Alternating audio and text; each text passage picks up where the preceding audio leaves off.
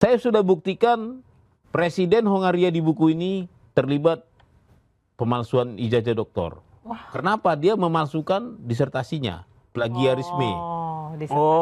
Presiden Hongaria Iya. Paul Smith ya? Iya. Paul Smith. Paul Smith. Menteri Jerman juga, Menteri Pendidikannya malahan begitu juga. Plagiat juga? Iya. Waduh. George Weah juga begitu. Mantan pemain bola jadi presiden George Liberia. Weah, iya di Liberia ya. Iya, begitu juga. Iya. Di kita sekeliling kita juga banyak kok ijazah palsu, lawyer palsu, pakai ijazah palsu banyak. Nggak perlu kita sebut lah, lawyer itu kan banyak. Di buku ini juga ada pembanding nasional dan internasional. Katanya Mas Bonatua juga tidak hanya meneliti di lingkup lingkup nasional, tapi juga internasional, bahwa ada contoh nih di negara lain soal pengelolaan berkas yang baik, sehingga kalau misalkan kita mau menggugat salah satu berkas calon terbuka semua aksesnya. Itu bisa dijelasin nggak negara mana ini? Cek nanti di status Facebook saya pernah buat.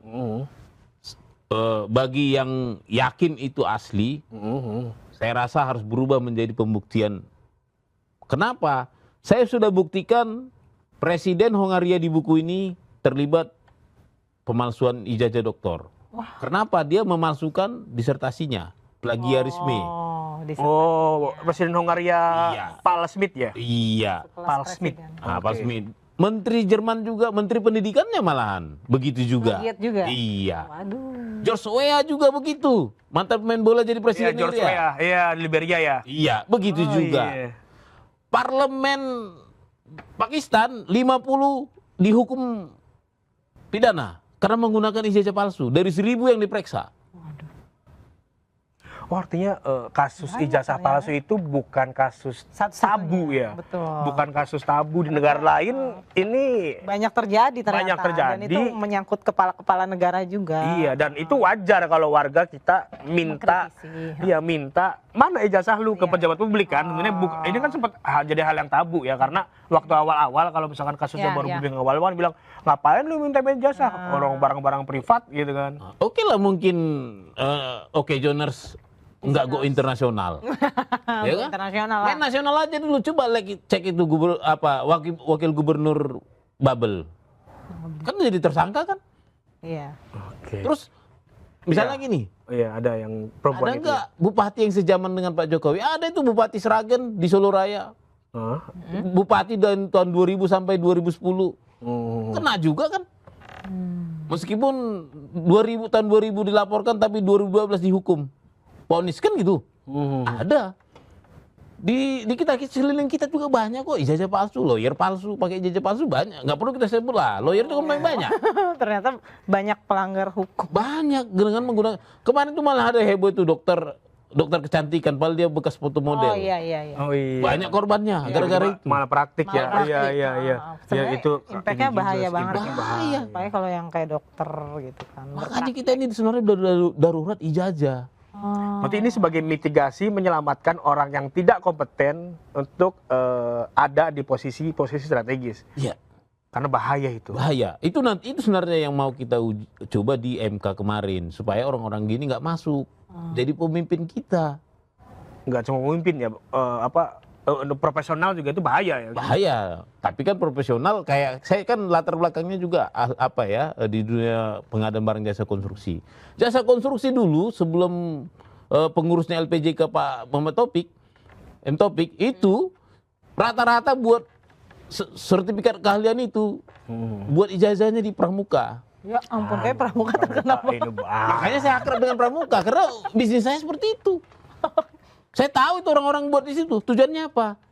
Dibuatlah ijazahnya yang agak susah, lalu dicetak sertifikasi keahliannya, dibuatlah syarat tender. Supaya orang tidak bisa niru. Begitu dia bilang syaratnya harus dicarilah sarjana yang susah-susah. Umurnya yang lama-lama lagi dibuat. Misalnya 20 tahun kuliah pengalaman. Ya, siapa yang mau nyari gitu? Mau gaji berapa dia? Tapi dibuatlah ijazahnya. Begitu. Nah ini banyak. Makanya saya setuju. Meskipun dalam hal kepemimpinan tidak melulu dalam hal kepemimpinan membahayakan, tapi konstruksi kan membahayakan konstruksi. Iya. Dokter palsu juga, ijazah palsu juga membahayakan pasien, ya kan? Nah, lawyer palsu mungkin ya ngerjain kliennya kan gitu kan? Nah kalau dalam hal tingkat pemerintahan, bahayanya apa bang? Kan tadi lawyer, dokter, konstruksi.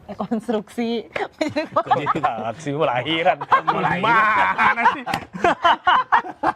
Intermezzo. Ntar udah buka berapa ini? Gak apa-apa lah, biologi dikit. Bahasan kita cukup umum ya. Iya. Nah, kalau di bidang pemerintahan apa Bang? Iya, menurut abang yang paling bahaya ketika orang Tadi tidak udah masing-masing udah ada bahaya dong kalau pakai dokumen yang tidak asli atau ilegal gitu. Gini aja, kita ambil yang paling ekstrim. Betul. Dia nggak bisa baca tulis, tiba-tiba dia tamat SMA. Kira-kira gimana pemimpin kita ini? Disuruh tanda tangan, dia hanya bisa tanda tangan, nggak dibacanya. Otomatis gimana output kebijakan dia? itu bisa dicek bang. Di Daily Buzz kita pernah ngundang dari salah satu peneliti juga sama kayak abang. Dia menemukan bahwa beberapa anggota DPRD di daerah, aku nggak mau nyebut daerah, cek aja sendiri di Daily Buzz, nggak bisa baca bang. Ih, benar coba. Itu fakta kan? Iya, ada ternyata memang anggota-anggota DPRD kita yang nggak bisa baca dan nggak bisa nulis. Jadi sebahaya itu ya bang. Kalau begitu didiamkan terus, mau gimana negara ini? Salah urus lah negara ini. Yang ada kan salah urus. Iya sih bang, bahaya juga. Tapi aku mau tanya hal yang banyak banget ditanya ini. Kenapa namanya judulnya Ijazah Jokowi tidak ada? Ini maknanya Ini kok bagi orang-orang yang mungkin Tidak ada respect itu sama apa? Pak Jokowi kok ini tendensius sekali Pak. Ya. Gimana ini Pak? Apanya? Yang tidak ada apanya? Ada juga yang menuduh saya clickbait. Jadi saya kembali bilang bahwa saya ini bukan peneliti yang tiba-tiba ada. Saya peneliti yang memandang secara etika peneliti sebelumnya, Bambang Tri dan RRT. Ya kan? Mereka bilang palsu. Saya bilang tidak ada. Kenapa? Saya ingin mengecek palsu atau asli. Ya kan? Saya mau cek nih palsu atau asli. Tapi nggak ada barangnya, gimana? Oke. Pakai cara yang beda ya. Bilang ini palsu. Jadi Ya, abang gua mau ikut meneliti. Nah, barang nggak ada. Ya udah gue tulis aja gitu. Iya. Ini berdasarkan pengalaman ya. Dan memang aku kan ngeceknya ke zona publik kan, karena aku nggak bisa minta ijazah asli. Aku mintanya di badan publik Ya. yang seharusnya bisa meyakinkan kita. Enggak Pak Bona, itu ijazah asli kok, ini ada katanya. Sekarang gimana coba? Enggak Pak Bona, itu asli, mana barangnya? Enggak ada. Apa enggak berabe negara kita ini? Tiba-tiba saya bilang, dipaksa saya bilang itu asli, barangnya enggak ada. Jadi kalau abang ada yang laporin gimana nih? Saya nggak terima nih judul ini gimana? Sebenarnya gini, itu hak warga negara melaporkan saya. Oke. Tapi jangan salah pula, hak saya juga melapor dia balik. Dan hukuman dia bisa lebih berat. Iya. Nah, saya nggak apa-apa. Artinya gini, karena saya sudah menjalankan hak saya, hak konstitusi saya menerbitkan buku ini, saya juga nggak mau melarang orang menjalankan haknya melaporkan saya. Mari kita saling berdebat. Ya. Saya nggak macam-macam kok. Saya orangnya, yaudah kalau memang Anda merasa dirugikan, ayo kita buka di pengadilan. Mumpung ini, ya banyak orang, kawan-kawan melapor ke Polda, ke Mabes, ke Polres, pakai membawa bukti ini, nggak diterima laporannya, dijadikan dumas. Ya mungkin kalau kubu seberang yang melaporkan langsung diterima, ya kita kan nggak tahu kan. Ayo, ngapain capek-capek melapor kita, orang langsung ada yang melapor. Iya, karena kalau misalkan kita ngelihat, buku ini sama seperti kita ya, produk jurnalistik. Ya. Kalaupun mau melapor harus melapornya ke Dewan Etiknya. Kalau kita Dewan Pers. Dewan Pers. Kalau ini ke Dewan Etik Peneliti. Iya. Artinya kalau misalkan mau melawan dan tidak setuju dengan buku Dengan ini, isi buku ini. harus bikin penelitian lagi. Jadi bikin penelitian tandingan. Tandingan bisa kayak gitu bang? Saya Siap tanding. Kemukakan fakta-fakta. Saya sudah challenge para yang namanya disebut ilmuwan, akademisi dan lembaga pendidikan UI, UGM, resmi bersurat, mereka menolak.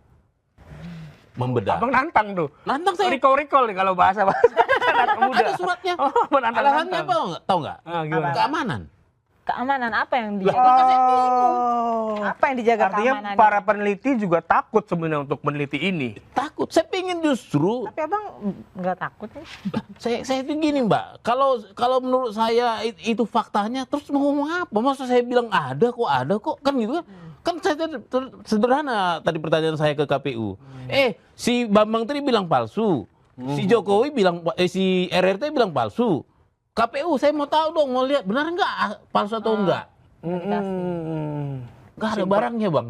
Simpelnya gitu ya, simpelnya Simple. penelitian kayak gitu ya. Tapi so far abang ada yang neror juga nggak bang terkait dengan ini? Nah ini sering pertanyaan saya harus jawab. Ya, Harus. saya memang ada di teror di WA, di medsos, ya. Tapi saya percaya negara ini keamanannya bisa dikendalikan oleh Bapak Prabowo. Secara fisik saya tidak pernah mengalami ancaman. Oke. Mobil saya aman, Ini karena ada datanya. orang sekitar saya juga aman. Saya juga nggak ada di teror apa-apa kok, nggak ada misalnya intimidasi, nggak ada. Nggak ada ya. Makanya saya belum lapor. Kalau di WA, di banyak lah di Facebook, itu mah akun-akun nggak jelas kan. Mau saya lapor juga, kasihan pula nanti ternyata dia nggak ngerti undang-undang gitu. Iya benar. Iya sih. Gitu. Karena kan kalau misalkan kita ingat di era-era abad pertengahan kan orang-orang tuh benar-benar gemar peneliti. Ketika ada peneliti dibarat lagi penelitian gitu. Ya. Gimana kalau misalkan cerita si siapa namanya tuh Albert Einstein dengan Niels Bohr kan saling adu ini ya. Itu. Adu penelitian gitu loh. Iya. Mereka menunjukkan ketidaksukaannya dengan menggelar penelitian juga gitu loh. Jadi tercerahkan ya kita kan. Kita belum terbiasa kayak Iya, gitu. belum terbiasa mungkin kita ya. Kita terbiasa dengan lawannya dengan hukum langsung. Saya berharap sekalian tantangan nih ke UGM. Saya udah beremail, sudah hampir 3 minggu belum dijawab. Saya bilang minta bedah buku supaya ada pengadilan yang ilmiah. Oh, pengadilan ilmiah, ya setuju. Ya, silakan. Saya di sini ya terus terang saya dokternya bukan palsu ya. Prosesnya saya punya ini ilmu-ilmu dokternya ada alat analisis post viewer macam segala. Ya silakan dibaca sendiri kan ini.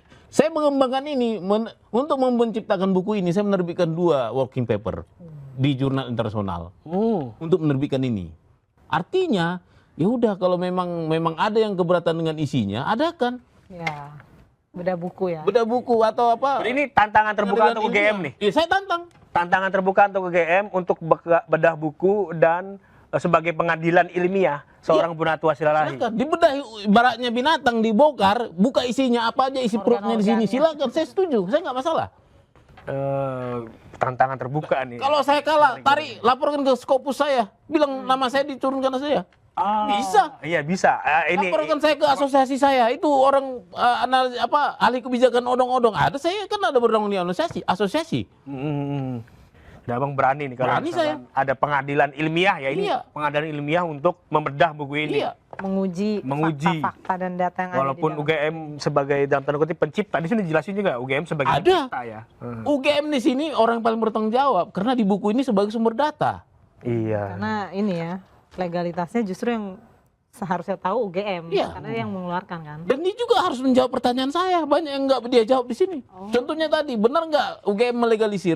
Nggak terjawab di sini. Nggak terjawab. Memang udah berusaha mengkonfirmasi langsung. Sudah. Jawabannya nggak dijawab atau abu-abu? Jawabannya di Polda.